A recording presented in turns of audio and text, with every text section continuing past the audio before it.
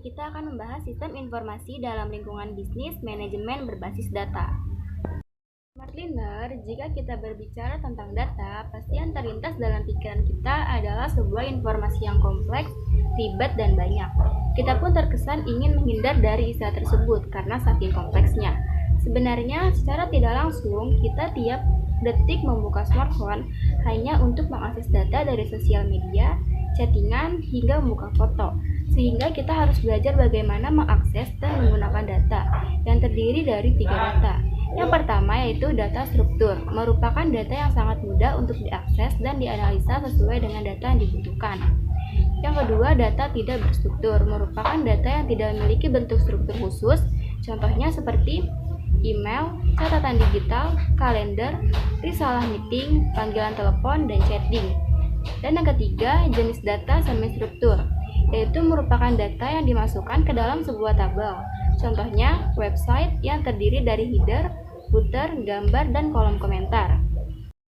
Nah, Smart Learner, apakah kita mengetahui di mana data pertama kali muncul? Ada istilah metadata, yaitu data dari data yang ada. Menarik bukan? Disinilah informasi data pertama kali dibuat. Lalu, apakah itu metadata?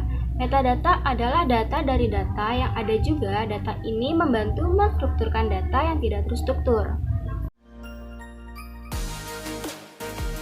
Begitu juga dengan resiko data. Pernahkah Anda secara tidak sengaja menghapus data, menimpa data, atau menginput data yang tidak benar? Hal ini bisa saja terjadi karena data dibuat terpisah-pisah. Bayangkan saja, ada nama Ana dan Ana. Dalam smartphone Anda mempunyai nomor telepon yang sama, atau mungkin ternyata satu record mempunyai satu nomor telepon saja dan record yang lain alamat email. Begitu pula ketika ingin memasukkan nomor telepon rumah, sehingga kita dicari akan lebih ribet. Maka dari itu muncullah istilah database, yaitu koleksi informasi yang terintegrasi secara logika dan disimpan sedemikian rupa sehingga mengurangi duplikasi, membantu ketika diakses untuk kebutuhan lainnya. Adapun istilah DBMS adalah database management software yang menciptakan dan mengatur basis data sekaligus menjaga keamanan. Dan ada juga nama data yang berubah, yaitu ada 3. Yang pertama, data redundancy menjadi data security.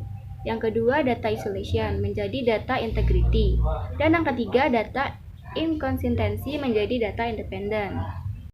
Selanjutnya yaitu gudang data. Apakah gudang data? Gudang data adalah data yang dari sumber-sumbernya yang berbeda harus terlebih dahulu diekstraksi. Lalu data ditransformasikan ke dalam bentuk atau format yang dapat lebih lanjut. Setelahnya, data akan dimasukkan ke dalam database. Tujuan yang besar dan hasil dari kumpulan data melalui ETL kita bisa sebut sebagai gudang data. Nah, pernahkah Anda melihat kapasitas penyimpanan data di smartphone kita semakin lama semakin sedikit?